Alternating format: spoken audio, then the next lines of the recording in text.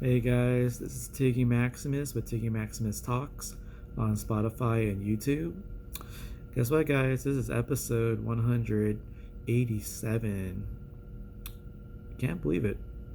If I remember correctly, 187, I believe, is supposed to be like synonymous with murder or something. I don't know. Anywho, I'm glad you guys all made it to episode 187. Thank you guys for subscribing, following the podcast, also donating to the podcast. And if you haven't already, there is a link on my YouTube episode, and it will lead you to the Spotify link that will let you guys donate to the podcast. And if you're already on the Spotify podcast, there's a link within the episodes. It'll allow you guys to donate to the podcast anything you want. I believe the minimum is like 99 cents a month or something. So if a bunch of you guys donate 99 cents a month, it'll eventually start to add up. So let's make this podcast a big one. So I wanted to talk about a few comedy shows in the UFC. Let's break it down here. So I did go to a comedy show in Mira Mesa, District 6. It's a nice chill venue in the heart of Mira Mesa. It's inside the Mira Mesa Mall. And the show is run by Mimi Harris and Chelsea Ray. This one was particularly special. I did manage to get a comic onto the show. It's a variety show.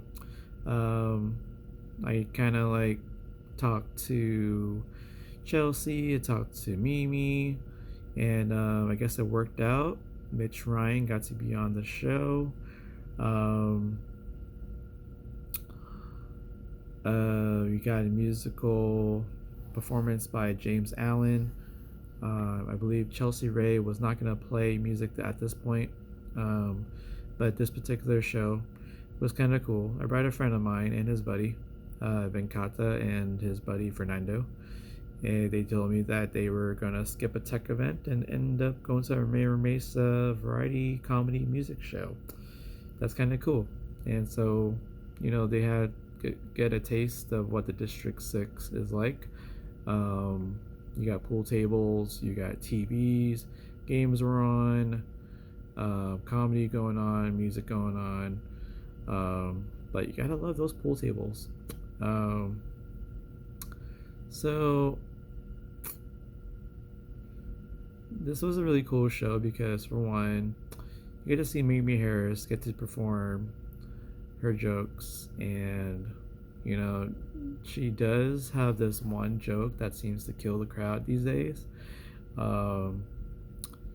Is whenever she talks about when she learned how to drive from her brother or something, and then the topic of turn signals came up, and I guess turn signals are basically a sign of weakness. I love that joke, and that does so well with the people. And I think that could be her signature joke. So it's kind of cool because, like, I've seen the progress of a lot of comics over the years, and I like to see that Mimi does have a few jokes in her arsenal where she can just deliver that and people will just love it. So that's one of her good jokes. So way to go, Mimi. I would say overall Mimi was a 7.75 for a comedy. And then we have the musical talent of James Allen. He got to play some of his classics, and apparently he played some songs from like basically 20 years ago. So great music coming from James Allen. I would say that James was probably an 8 8.25 for his musical performance. Um, it's always kind of cool listening to some songs that I think has a slightly different pattern of tunes, and it does draw on people to kind of walk by and just kind of stand by the patio. So that's pretty awesome, and it's kind of cool seeing James up there. So kudos to James. Um, and then we got the comedy performance of Mitch Ryan, and he did pretty well with this crowd that was in the patio. And also he impressed the owner Ani of the District 6. So the fact that he introduced himself to Mitch, I think this is going to be pretty good. So I can't wait to see how this is going to turn out. Mitch Ryan, he has some good jokes. Um, I think he had a joke about how, I guess, I think there's like a, what, I guess it's, how there's that one either student or one friend or that one person that kind of is a little awkward, and he hugs way too long. And I want to say that Mitch Ryan might have phrased it that someone that was either mentally challenged or handicapped or just special, and he ends he ends up by saying, "Well, guys, I think I'm retarded." And I was like, I was following along through this whole thing to figure out what the joke's gonna be, and then all of a sudden he says, "Guys, I'm retarded." So I guess he described himself in that joke, and that was pretty cool. Everybody liked it. A lot of the other things he said up there, people like my friends and the people that were there in the patio, they were big fans of it. So I think they like Mitch Ryan. So Mitch Ryan, I want to say, was 8.75 for his comedy. That was really cool, and honestly, I'd like to see more of that. If he's, whenever he's performing and I happen to be around, I think that I would enjoy his comedy sets. I liked how he crafted his comedy, and the fact that he lives in Mira Mesa, close to the District 6, is kind of cool. So if he happens to be there a lot on Wednesday nights with Mimi and Chelsea and James, I have no problem coming over and having a good time with them. Also, I don't know if I mentioned it before, but the District 6 does have these Naan tacos, and the one that I got was chicken tikka. So there's a lot of like marinade and sauce in it, but it was so good. And the naan bread was very tasty. So that was a nice transition into like a taco. It's a perfect transition actually, because it's pretty much like the same concept of a tortilla, but this one, it was a little special with the naan bread. I guess naan bread might be better tasting than tortillas. So, or naan bread is better than flour tortillas. So, depends how you look at it and what you put in it. Um, Granted, it can be a little messy, but it was really good. Good meat, good naan bread, good ingredients all put together. So, I want to say that chicken tikka naan taco from District 6, 8.8 out of 10. I did get to see this really cool comedy show out in O Town. I was lucky to find parking not too far off from the Vaina Migrante in Old Town on Congress Street. And the show is produced by Ellis Lynn. So what's really cool is that she brought on a whole bunch of comics. Might be close to 8, 9, or 10, I believe.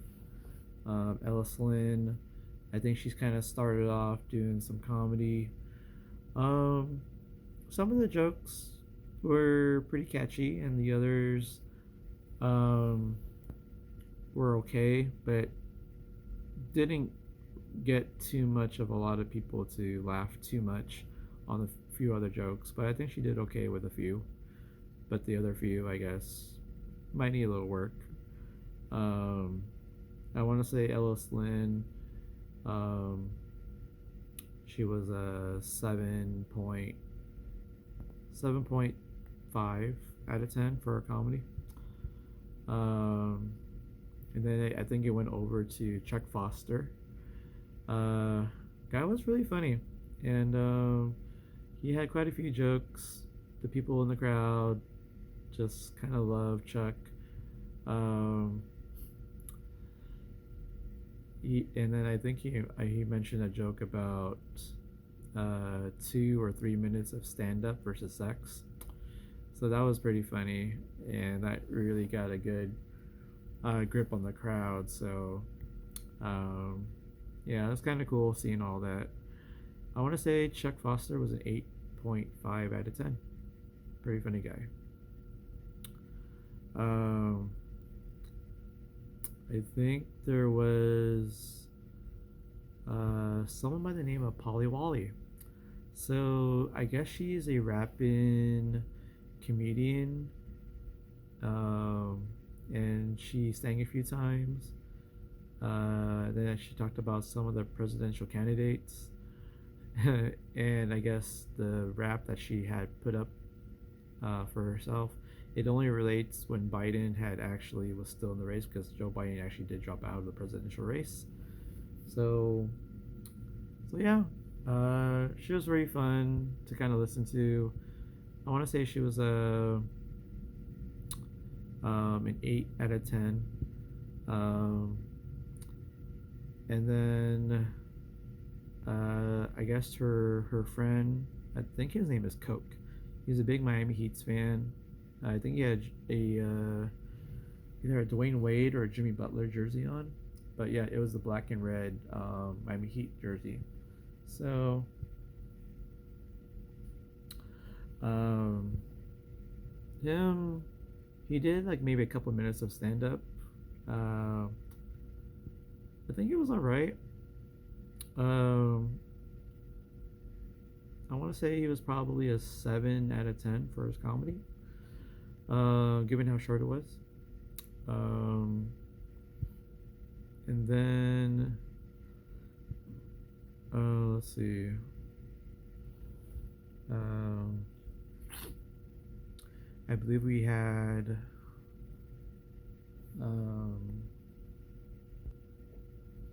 and then I believe we had Lauren Resnick. Um, she was really cool though. I think she was looking for a guy with a trust fund, old man with inheritance, I guess.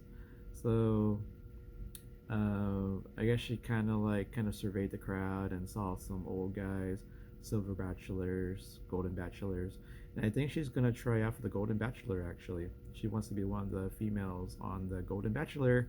Hopefully, they pick her up as a contestant, and maybe the golden bachelor will pick her. So I think she did all right. Um, I want to say she was a 8 8.1 out of 10.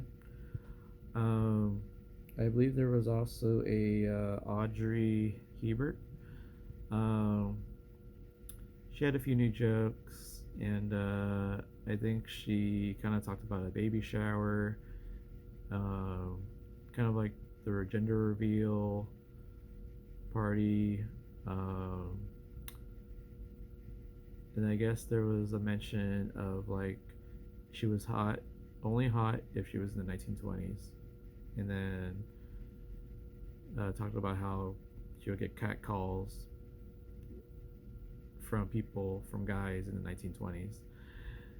She talks about the picture show and dance for a penny or something. So those are pretty cool. Audrey did pretty well with this crowd. I wouldn't say she was a would say point 8.4 out of 10.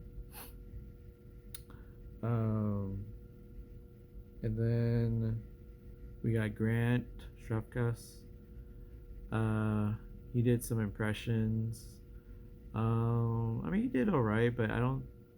It didn't feel like he got too many laughs though. He did have maybe a golf joke, um, but the vibe was kind of like chill for his set.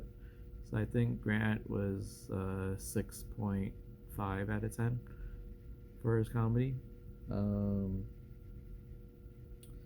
and then we got um, Carla Amador. She did talk about 90210, and then they talk about Euphoria in her jokes. And I guess I got the Euphoria you mentioned. Um, so I like to call out. So that was pretty cool, and it's pretty interesting to kind of hear Carla's comedy. And I think she talked about posada. So, and she mentioned how she doesn't actually um, cook the posada, but she knows her mom's recipe. So, um, so yeah, she's pretty good. Crowd kind of liked her. Somewhat chill for her set too. So I want to say that Carla was a 7.25 out of 10. And then we got Mimi Harris. Uh, she brought Chelsea Ray with her actually, so I got to see her. I didn't realize that was Chelsea Ray. Um, but Chelsea Ray remembers me, obviously. But I think Chelsea Ray just looks kind of different when she's not playing the guitar. So it's kind of like I guess you could say day and night, 180. So Mimi Harris did talk about that joke about the turn signals. Is a sign of weakness that hit it with the crowd. Um, and then a lot of the other jokes about, I think she mentioned about DoorDash, and then she tried some other stuff. So overall, I think the crowd was warming up to her. I want to say she was a 7.75 out of 10. And then I believe the headliner of the night was Jonathan Bird. First time seeing the guy. Uh, um, he talked about the word quitters. And then I guess if being a quitter is like a disease or something like that, because he kept saying the word quitterous. So, quitterous. And he kept saying it, and then all of a sudden it went from sounding like quitter to now it sounded like the body part clitoris. So, Jonathan was really good, and he got some pretty good laughs from everybody. Um, and I think he might have talked about some political stuff. Um, Other than that, I think the crowd liked him. I enjoyed it because it was my first time seeing him, and he had some really funny jokes. Um, there might have been a smart joke in there somewhere too. Um, I want to say Jonathan Bird was a 8.5 out of 10. Um, so that was pretty cool though, and I would go back to the show again because it's probably a different lineup, and I believe the next one is gonna be uh, probably August 8th. So that's actually next Thursday. So this should be a big hit. Um, but yeah, it was kind of chilled at most times, but everybody was having wine, and it was a nice venue to kind of host a comedy show. And from my count, it would appear that there was 10 comics on the show, and made for a really interesting, good time. Um, the seat-in was kind of like pretty much anywhere you could find uh, seats anywhere. So, and I was pretty lucky to find parking in No Town. It's very close by. It's probably like about 3 or 4 blocks from the Vino Migrante. Um, so it would appear that the owner of the Vino Migrante, I think this could be a show that can keep going on and on as far as they want. So I'm glad that they like the show. So can't wait to see who's on next time. So great job, Ellis Lynn. Can't wait to see what next shows you got going on. I know you do have the Turquoise Europa Cafe. That's a good show happening in Pacific Beach, and this should be a good show that's gonna grow in Old Town. So kudos to Ellis Lynn. Um, I did get to I get to see the UFC 304. That was an awesome card ish. I'll talk about the main card. So I get to watch it at the home and away, and I got the 22 burger, pretty tasty. Got bacon, really good piece of meat patty. Um, Came with like tater tots, very good stuff. And overall, I gotta say that particular 22 burger and the tots, gotta say 8.8 out of 10. Overall, I got to sit in the patio, got to see the big fights on the big screen TV. Um, I guess they must have fixed it because I was told that it was malfunctioning last time or something, so they fixed it. So, um, got to bring Ryan Archuleta. He brought his girlfriend with him, Jessica.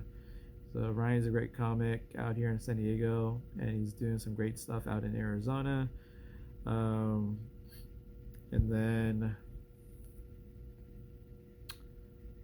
there's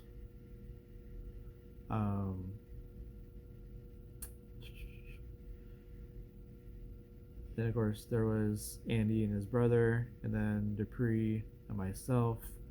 So just the kind of the oh, and there was Zach Ryder. So it's kind of a good turnout for our group, and we got to watch 304 together. So let's start off with Arnold Allen versus Giga Chikadze. So that was the opener for the main card of UFC 304.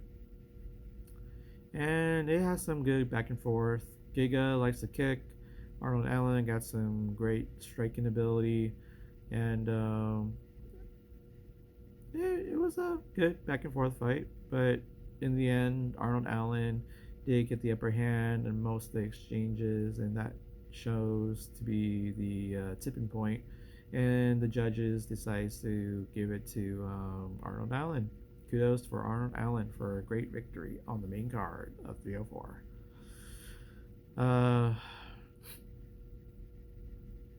Then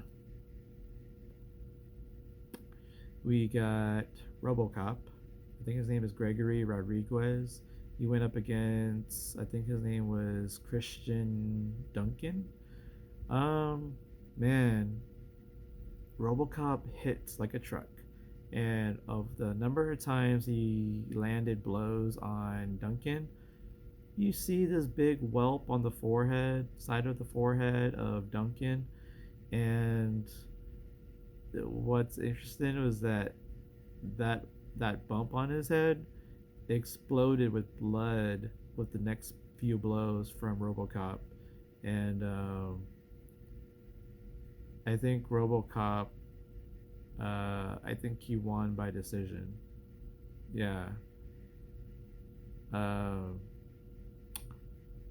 But yeah, to see that bump pop out blood, they spurted out on the face of Gregory Rodriguez RoboCop. That was awesome.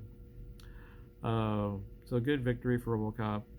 I kind of thought he was gonna win, but I kind of thought that maybe Duncan was gonna give him a run for his money. But once those blows starts to add up, RoboCop pretty much had a good way to win this fight. So um, we did get to see Patty the Batty, Patty Pimblett. Um, he submitted King Green, formerly known as Bobby Green. What's interesting was that King Green did call out Patty the Batty, and it would have seemed that maybe King Green was going to be on his way, climbing up the ladder, possibly. He had the number 15 ranking, um, so, but unfortunately, um, Patty the Batty, ready, ready, and ready, he was able to take down King Green and managed to get the triangle choke on, and it led to, it looked like I guess it's a combination of an armbar and a triangle choke, because the armbar portion of it, it was being bent, and I think Patty the Batty broke the bone in the arm while um, I guess locking in that arm against the face of King Green, which caused him to lose consciousness, and the referee decides that King Green had already passed out already, and that's the submission hold that required the referee to call the fight at that moment. So technically, there was no tap out, but we could see that Bobby Green, King Green, he already passed out from the submission hold. I guess you could technically it's a triangle choke, the arm triangle choke. Um, so when I saw that being applied, it was only a moment at a time, just a matter of time that King Green was going to lose that fight. So big victory for Patty the Batty, and that just makes his stardom even better. And then the next one was a interim heavyweight championship fight. You had the interim champion Tom Aspinall defending that title against Curtis Blades. When they first fought each other, I believe the fight had ended in 15 seconds because Tom Aspinall did tear his ACL. Um, so he was out for a while. Curtis Blades, well, based off of that, they had to run this back at some point. Tom Aspinall was the interim champion. They have a little beef. Tom has a chance to correct that wrong. And guess what? The fight only lasted 1 minute. Tom Aspinall pretty much just came out aggressive, and he was able to knock down Curtis Blades. So, and there's like maybe 5 or so unanswered blows from Tom Aspinall, with Curtis Blades just not defending any of those blows and looking down at the mat. So referee saw enough. Might have been an early stoppage, but the fact that Curtis Blades just simply wasn't defending once he got down to the ground, he got pelted 5 straight times without any defense. I'm okay with it, honestly. So 1 minute victory for Tom Aspinall, 15-second victory for Curtis Blades. Who knows? Maybe at some point they might do a trilogy, but I I think we all know that Tom Aspinall is the better fighter than Curtis Blades. So kudos to Tom Aspinall. And of course, the call out for the heavyweight champion Bones Jones, who hasn't fought in about a year or so. But Bones Jones is going to fight Stipe Miocic for the heavyweight championship in November in New York. So whoever wins that one is going to face Tom Aspinall, unified the titles. That fight is going to happen sometime in 2025, and it will settle all the debates. Who is better, Bones Jones or Tom Aspinall? I'm assuming Bones Jones will beat Stipe Miocic, though. Because we all know that Bones Jones is a very methodical fighter, mastermind. And Tom Aspinall, he's fast and technical, so it's a clash of styles in a way, and I can't wait to see how that fight's going to turn out if it ever comes to fruition. So then we have our main event, the welterweight championship being defended.